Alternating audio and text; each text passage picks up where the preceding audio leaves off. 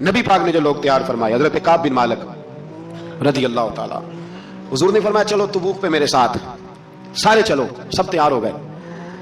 حضرت کعب بن مالک فرماتے ہیں مجھے گھوڑا بڑا دوڑانا آتا تھا، نیزہ بڑا چلانا آتا تھا، تلوار کا میں بڑا دھنی تھا، میں مالدار بھی تھا، میرے پاس بڑی وسائل تھے۔ حضور چلے گئے تو میں نے، یہ بخاری ہے، فرماتے ہیں میں نے سوچا کہ میں چلا جاؤں گا، کل میں گھوڑا دوڑاؤں گا، میں نے پیچھے پہنچ جانا، پرسوں چلا جاؤں گا، ترسوں بس سستی ہو گئی، نہ جا سکا۔ فرماتے ہیں وقت بیت گیا، حضور چلے گئے، آج جاتا ہوں کل جاتا ہوں، اسی میں حالات سارے گزر گئے، حتیٰ کہ اللہ کے رسول واپس آ گئے۔ فرماتے ہیں کچھ بوڑھے تھے جو نہ جا سکے، اور کچھ منافق تھے جو حضور کے ساتھ جہاد پہ نہ جا سکے۔ آپ فرماتے ہیں میں جوان بھی تھا، تیر انداز بھی تھا، اور دنیا عرب سارا جانتا تھا کہ مالدار بھی ہے، اللہ تعالیٰ کی دی ہوئی بڑی نعمتیں تھیں، میں نہ گیا اور ہو غلطی گئی، سستی گئی۔ فرماتے ہیں حضور مدینے میں آئے، جب مسجد نبوی میں بیٹھے تو منافق آ کے بہانے کرنے لگے، کوئی کہنے لگا بچی بڑی بیمار تھی، کوئی کہنے لگا حضور کل ہی صحیح ہوا ہوں۔ فرماتے مجھے بھی پتا تھا، اور پتا مصطفیٰ کو بھی تھا جھوٹ بول رہے ہیں، حضور کو پتا تھا، پر وہ بہانے کرتے، حضور قبول کرتے، میں چلو جاؤ۔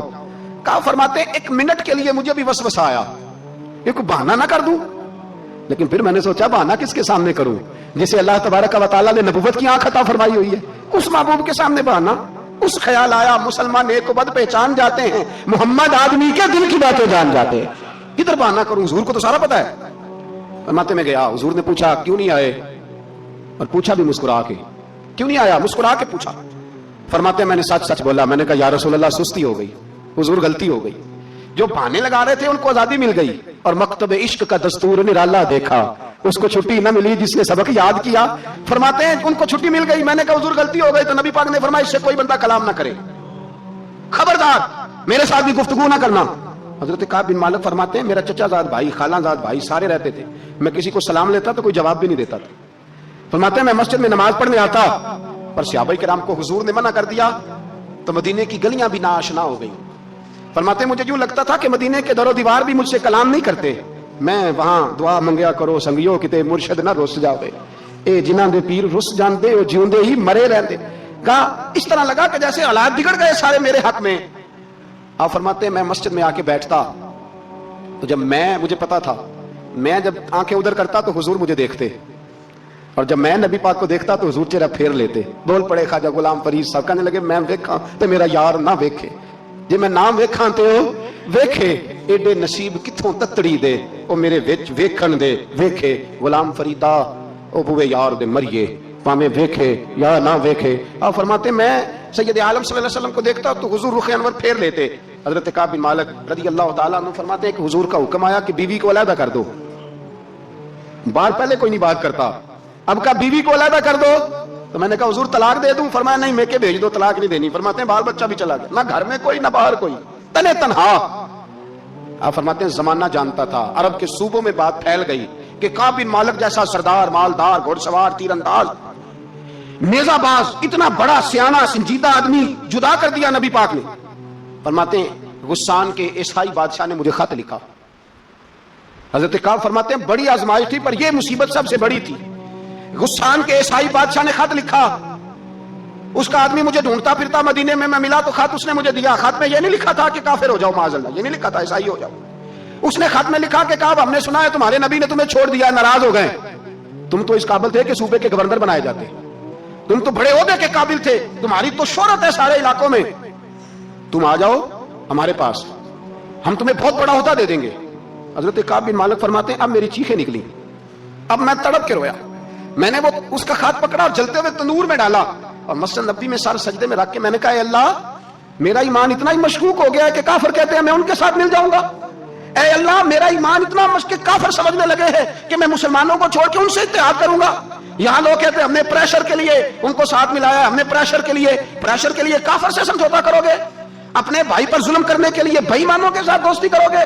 حضرت کعب بن مالک فرماتے ہیں میں نے تندور میں ڈالا، میں تڑپ کے رویا، میں نے کہا اے اللہ میرا اتنا امتحان نہ لے کہ کافر سوچنے لگے کہ میں اسے سمجھوتا کروں گا، اے اللہ مہربانی فرما اتنا امتحان نہ لے۔ روتے روتے گھر گیا، سحری تک روتا رہا، ایک آدمی دوڑا آیا کہنے لگا کعب جلدی چل، حضرت جبریل آ گئے ہیں، اللہ نے تیری توبہ قبول فرما لی ہے، رسول پاک نے تجھے یاد فرمایا ہے، چل آ جا۔ حضرت کعب بن مالک فرماتے ہیں میں قدموں میں گرا اور میں نے کہا محبوبہ میرا سارا ہی مال لے لے، حضور میری ساری صلاحیتیں لے لے، رکھ لیں سارا کچھ، مجھے وہ مال نہیں چاہیے جو آپ کے دروازے سے دور کر دے، حضور وہ دولتیں میرے کس کام کی जो आपके दरवाजे से दूर कर दे। बे नूर बे चराग जो महफिल हो फूंक दो, आजम बला से अपनी वो हस्ती ही क्यों ना हो, जो चीज उसकी राह में हायल हो फूंक दो। हजरत काब बिन मालिक रज़ी अल्लाह ताला अन्हु ने एक मिनट के लिए भी काफिर से समझौता करना पसंद ना किया। जब भी तो अल्लाह ने तौबा हजरत जिब्रील के जरिए नाज़िल फरमाई। ओ भाई याद रखो, हजरत अबू बकर सिद्दीक रज़ी अल्लाह ताला अन्हु, अरब के लोग जब जंग करते थे तो एक हाथ में ढाल पकड़ते थे, एक हाथ में तलवार पकड़ते थे, लोहे की ढाल। जब दुश्मन हमला करता था तो ढाल आगे करते थे, वो कई दफा टकरा के ढाल से तलवार गिर जाती थी। अबू बकर सिद्दीक मैदान में निकले, बेटा काफिरों की तरफ से लड़ने आया है, सगा बेटा। और मेरे मुस्तफा करीम ने फरमाया औलाद बुज़दिल कर देती है आदमी को, पर जब ईमान पुख्ता हो तो फिर सहाबा ने इस बुज़दिली की भी परवाह नहीं की। सगा बेटा काफिर की जानिब से आया। हज़रत अबू बकर सिद्दीक ने तलवार से हमला किया, बेटे ने ढाल आगे की। जब साहबजादे ने ढाल आगे की ना तो हज़रत अबू बकर की तलवार लोहे की ढाल से टकराई, तलवार गिर गई। अब हज़रत अबू बकर ने हत्ते हो गए, साहबजादे ने उठाई तलवार। कहता जब मैं मारने लगा तो ख्याल आया घर तो मेरा उजड़ेगा ना, बाप तो मेरा ही है ना। साहबजादे कहते हैं मैं अबू बकर सिद्दीक को छोड़ के चला गया। बाद में मुसलमान हो गए, कलमा पढ़ लिया। एक दिन घर में बैठे थे तो बात शुरू हो गई। साहबजादे कहने लगे अब्बा जी वो याद है ना जब मेरी ढाल से आपकी तलवार टकराई थी और तलवार गिर गई थी तो मैंने आपको बाप समझ के छोड़ दिया, मेरा ही घर उजड़ना था बाप समझ के। जनाब सिद्दीक अकबर रज़ी अल्लाह ताला अन्हु साहिब इब्ने शाम ने लिखा है कि अपनी सुरीन पर 2 दफा हाथ मारा, 2 दफा। कहने लगे बेटे तू उस वक्त काफिर था, तूने मुझे छोड़ दिया। मैं जब वापस पलटा था ना उसी दिन उसी लम्हे तो मेरे दिल में ख्याल था कि बेटे ने तो छोड़ दिया है, लेकिन अगर बेटा यूं मेरी तलवार के नीचे आता मैं बेटा समझ के माफ ना करता, कुफर का नुमाइंदा समझ के कत्ल कर देता। इसलिए कि मेरी नजर में अगर कोई अहमियत है तो रसूलुल्लाह के फरमान की अहमियत है। काफिर के पास मौजूद हजरत ज़ैद बिन हारिसा रज़ी अल्लाह ताला अन्हु को ना पकड़ के, कुछ काफिर उनको पकड़ के ले गए तो एक दरख्त के साथ बांध लिया। कहने लगे तुम्हें कत्ल करेंगे, हुजूर के सहाबी हैं रज़ी अल्लाह ताला। जब काफिर आपको कत्ल करने लगा ना तो उन्होंने दरख्त के साथ अच्छी तरीके से टांगे बांध ली, हाथ बांध लिए, गर्दन बांध ली। कहने लगा बुला अपने रब को। तो हजरत ज़ैद रज़ी अल्लाह ताला अन्हु फरमाने लगे मैं तो शहीद होने को तैयार था, लेकिन तूने आजमाने का प्रोग्राम बनाया तो ठीक है, मैं फिर बुलाने लगा हूं अपने रब की मदद को। ऐ अल्लाह मदद फरमा। उसने उतनी देर में तलवार नियाम से निकाल ली, ऐ अल्लाह मदद फरमा। उसने जब तक दोनों हाथों में तलवार सौंप ली, ऐ अल्लाह मदद फरमा। जब तीसरी बार आपने ये कहा तो उसने तलवार उठाई, कहा अल्लाह मदद फरमा। हजरत ज़ैद रज़ी अल्लाह ताला अन्हु कहते हैं जब चौथी बार मेरी जुबान से लफ्ज निकले, काफिर के हाथ में तलवार थी पर गर्दन भी उसकी कट के नीचे गिर गई, कि गर्दन कट के उसी वक्त नीचे गिरी। मुझे किसी ने खोला, ना मारने वाला नजर आया, ना गर्दन काटने वाला नजर आया, ना मुझे खोलने वाला। तो मैंने कहा आने वाले तू बता तो सही तू कौन है। तो कहने लगे मैं जिब्रील अमीन हूं, मैं जिब्रील अमीन हूं, मैं जिब्रील, मुझे दुश्मनों ना छेड़ो मेरा है कोई जहां में, मुझे दुश्मनों न छेड़ो मेरा है कोई जहां में, मैं अभी पुकार लूंगा, नहीं दूर है मदीना। कहा जब तूने, हज़रत जिब्रील कहने लगे जब तूने पहली दफा कहा ना अल्लाह मदद फरमा तो मैं सिदरतुल मुंतहा पे था, मुझे हुक्म हुआ जिब्रील देर ना करना। फरमाते जब दूसरी दफा तूने कहा ना अल्लाह मदद फरमा तो मैं 7वें आसमान पे था, और जब तीसरी दफा कहा मदद फरमा तो मैं पहले आसमान पे था। और फरमाया जब तूने कहा चौथी दफा अल्लाह मदद फरमा तो मैं तेरे सराहने खड़ा था, मैं तेरे सराहने। तो भाई अब तो इज्तिमाई दुआ भी नहीं रही हमारी, अब तो ये वाला सोता भी। अकबर अल-आबादी ने कहा था मुसीबत में भी अब याद खुदा हमको नहीं आती, दुआ मुंह से ना निकली जेबों से अर्जियां निकली। अब भी हम कहते हैं करेंगे बात, सफीर को बुलाएंगे, हमने कहा है उसको तो मान जाएगा वो आपकी बात। वो बच्चे काट रहा है तो उसको घर बुला रहा है। अभी तक एक इतना सा स्टैंड कि उनका जो दफ्तर है सिफारत खाना वो बंद कर दिया जाए, इतनी भी तौफीक नहीं हुई। कहते हैं ठीक है शोर शुरू हो रहा है पर चुप कर देंगे सारे। खुदारा ख्वाबे गफलत से उठो, बेदारी हासिल करो, और कुछ नहीं हो सकता तो खोल के दुआ तो मांगो उनके लिए दुआ तो मांगो। अल्लाह बड़ा करीम है, वो जब मदद करने पे आता है तो फिर बड़े बड़े काफिरों के मुकाबले में अपने बंदों की मदद फरमाता है। और मैं ये पैगाम देना चाहता हूँ आलम कुफर को भी, याद रखे रब करीम जब मदद करने पे आए तो अकेले हजरत इब्राहीम और एक तरफ पूरी मिल्लत हो तो अल्लाह अपने खलील को बचा लिया करता है। रब करीम की रहमत कामिला जब फैसला कर लेती है तो फिर नमरूद जैसे सुपर पावर ताकत को रब करीम मच्छर से मरवा दिया करता है। अल्लाह तबारक व तआला, ये तो मुसलमान का दुआ वाला सौता ही, वो निकल कर खानकाहों से अदा कर रस्म शबीरी, ये तो तब होगा जब खानकाह के अंदर कोई जिक्र फिक्र इबादत हो रही हो, और जब वहां हाल ही कोई नहीं, वहां तो रक्सो सुरूर है, वहां तो बस झूठी तारीफें हैं, हर आदमी ने एक बंदा साथ रखा हुआ है तारीफें करने कराने वाला, तो मामला ही और हो गया है। मेरे भाई इबादत की लज्जत हजरत सैयदना उमर फारूक, सब बोलिए रज़ी अल्लाह ताला, हजरत उमर फारूक रज़ी अल्लाह ताला का मुबारक जमाना है। حضرت عمر نے فوج بھیجی ایران کے حکمران کے ساتھ جہاد کرنے. ایران کے بادشاہ نے 2 عیسائی جاسوس بھیجے. کہنے لگا ذرا پتہ تو کرو مسلمانوں کا رات کا طریقہ کیا ہے, میں صف بندی کراتا ہوں. وہ ساری رات صف بندی کراتا رہا. 2 جاسوس آئے مسلمانوں کی معلومات کرنے. معلومات کر کے جب واپس گئے تو حضرت عمر فاروق رضی اللہ تعالیٰ عنہ کے سپاہیوں کو دیکھا, غور سے پلٹے. تو بادشاہ کہنے لگا کیا حال دیکھ کے آئے ہو؟ کہنے لگا سارے مسلح پہ بیٹھے ہوئے, جتنے گھنٹے ہم وہاں رہے ہیں مجاہدین مسلح پہ رہے ہیں, یوں لگتا ہے جیسے ان کا دنیا داری سے کوئی تعلق. اور کہنے لگے بادشاہ کوئی ایسی طاقت ہے جس کو وہ بلا رہے تھے, کوئی ایسی قوت ہے جس کو وہ پکار رہے تھے. ہمیں بھی وہاں کھڑے ہو کے محسوس ہوتا تھا کہ ہاں کوئی ہے جو آ جائے گا ان کی مدد کے لیے, کوئی ہے جو پہنچے گا ان کی مدد کرے گا. ایران کا بادشاہ کہنے لگا مجھے سمجھ آ گئی ہے, وہ جسم کی طاقت سے ہی نہیں لڑتے, وہ کوئی غیبی طاقت ہے جس سے وہ لڑتے ہیں. بھائی وہ غیبی طاقت بھی تو ہمارے پاس ہم نے ناراض کر لیا نا, وہ بھی تو نہیں نا, مسجد کا رخ بھی تو کوئی نہیں.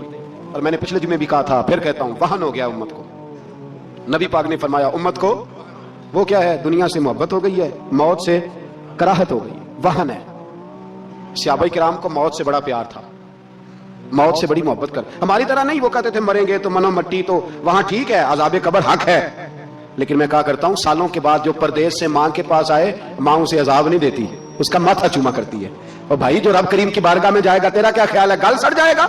مدینے والے حبیب نے فرمایا قبر المومن روضۃ من ریاض الجنہ, فرمایا میرا مومن جب قبر میں جاتا ہے تو اللہ جنت کے سارے دروازے کھول دیتا ہے, وہ تو اللہ کی رحمت میں پہنچتا ہے. کون کہتا ہے مومن مر گئے, وہ تو قید سے چھوٹے اپنے گھر گئے.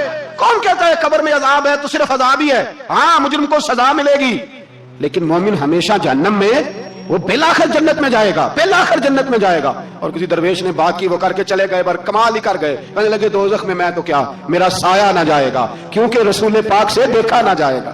نبی پاک سید عالم علیہ السلام کے غلام تو دیکھو نا, ساری زندگی عمر فاروق, بخاری پڑھو تو صحیح, ساری زندگی عمر ہر نماز کے بعد کہتے تھے اللہم ارزقنا شہادۃ فی سبیلک, اللہ بسترے پہ موت نہ دینا, موت مجھے شہادت کی دینا. حضرت سیدنا مولا علی شیر خدا کرم اللہ تعالیٰ وجہ الکریم ساری زندگی کہتے رہے اللہ علی نے میدان میں عمر گزاری ہے, اسے شہادت کی موت عطا فرما. وہ بھائی یہ تو شہادتیں مانگنے والے. حضرت امام حسین میدان کربلا میں کھڑے تھے, شمر کہنے لگا حسین تیری چاروں جانب موت ہے, تو آپ فرمانے لگے تجھے ابھی ہمارا پتہ ہی نہیں, موت سے تو ہمارا پیار چلتا ہے. اور فرمایا یہ شہادت تو ہمارا پیچھا کرتی ہے, پہنچ جاتی ہے جہاں ہم ہوتے ہیں, موت سے ڈرا رہا ہے. مسلمان کا مرنے کو دل نہیں کرتا, ورنہ وہ اتنی بڑی کوٹھی میں کون رہے گا. مرنے کو دل اس لیے نہیں کرتا کہ وہ تو 6 کروڑ 10 کروڑ ڈالر لوٹ کے رکھے, مر گئے تو کھائے گا کون.